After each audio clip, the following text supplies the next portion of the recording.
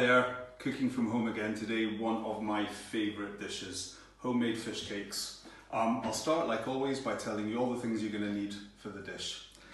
Mashed potato.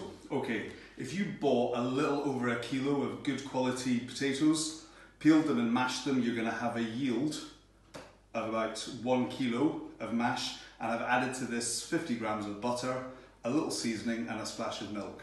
So for the potato element, that's pretty much all you need to think about.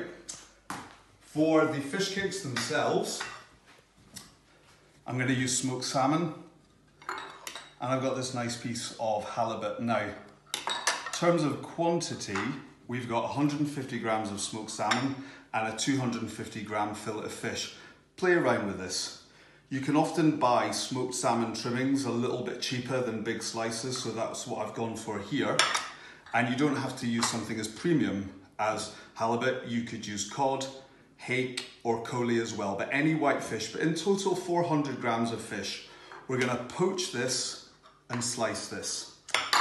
To complete our dish, we need a little flour for the last part, which is called paneing, which is where we make them crispy basically. So we pass the chilled fish cake through the flour, the egg and the breadcrumbs, and then all of this we're going to add some interesting seasonings of lemon and parsley and a little bit of mustard. And what we'll do now is get started with the first part of your fish cakes. So a nice simple way to poach some white fish is to begin by getting a sort of shallowish pan, fairly wide.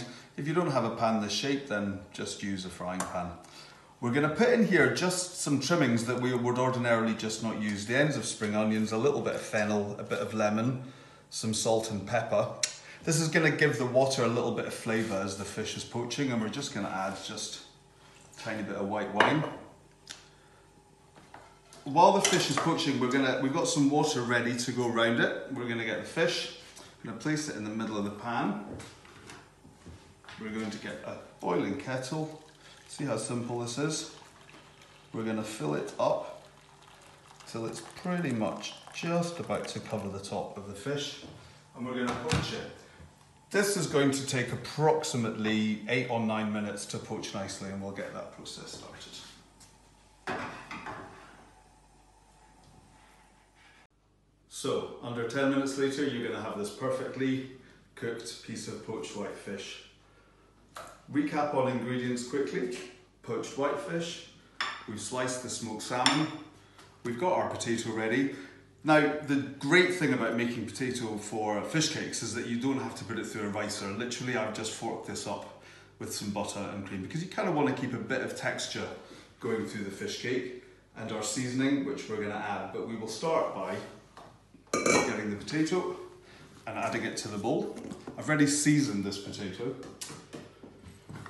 We're going to add the smoked salmon. We're going to just very carefully, if your fishmonger sent the skin on, which is always nice, just take that off. It'll peel off nicely when it's cooked. And I don't want to break the fish down too much. You'll see I've kept the salmon fairly thickly sliced as well. We're going to add this fish. We're going to put in some chopped parsley. We're going to crack in 1 egg. We're going to add a little bit of salt. Good squeeze of fresh lemon.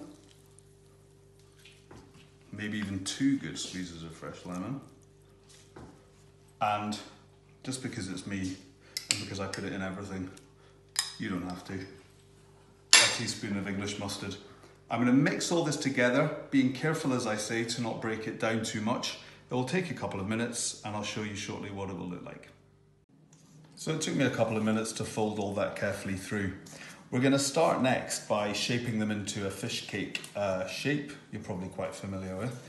The important thing we need to do after this though is chill it down.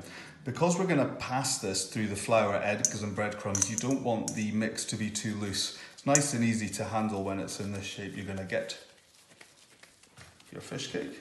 Just gently. I've popped gloves on here, but if, like me, you always have super clean hands, you can just do that. All you're going to do is make these now. This is a really nice, economical family meal as well. You're probably going to get 6, 7 large fish cakes out of this. So I'd say it's pretty economical to make. As I said earlier as well, you can always go to your fishmonger and ask them for fish pie mix, which you can use in fish cakes as well, something like smoked haddock and stuff. So as I say, we're going to shape all of these out, and then before we move on to the next part of panning them, we're going to stick these into a freezer, or you could stick them in a fridge for half an hour, but I'm going to stick them into a freezer for about 15 minutes just so that they firm up a wee bit. So I managed to get 8 lovely big fish cakes out of that mix, and now I'm going to place this into the freezer for 15 minutes. So our fish cakes have firmed up, I think, enough for us to begin the panning process. Age-old process of passing through flour, egg and breadcrumbs. We'll start just by giving the flour still a little bit of salt. You can just kind of sprinkle this on. You don't want to coat it too much. Into the egg, flip it over, make sure it gets coated nicely, drain off some of that excess egg. You'll notice I'm doing this one at a time, there's no need to do more than that. I'm using Panko breadcrumbs today, which you can buy, but very easy to make your own.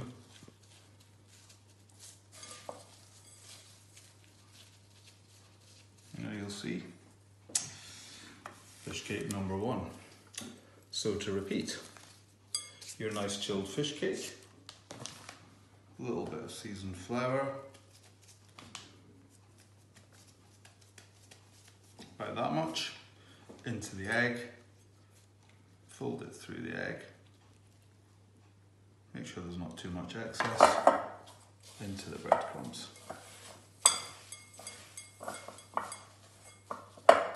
And as you're bringing it out of the breadcrumbs, you just pat it back gently into shape.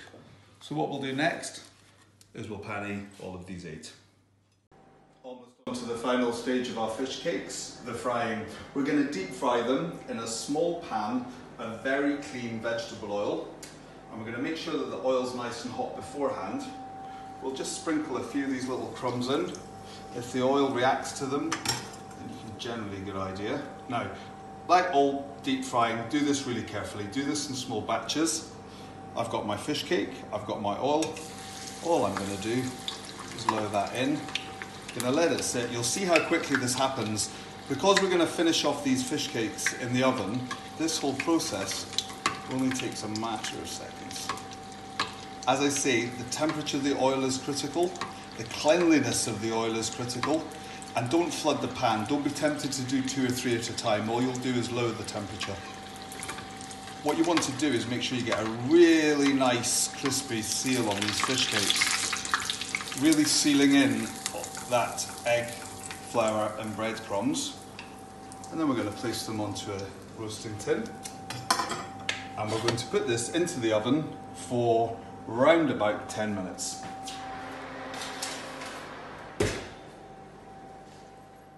So 10 minutes in the oven at 180 and we're all good to go. Nice crispy finish on the outside. I'm going to try this, obviously. The joy of cooking is that you get to try as you go. Made a nice little tomato fennel salad here.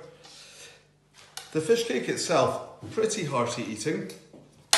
One's pretty good going. Let's just have a look. Nice squeeze of fresh lemon. Little drizzle for our salad. And let's see. So because we've kept this nice and rustic in the middle, when you pull it, you're going to get these really nice textures.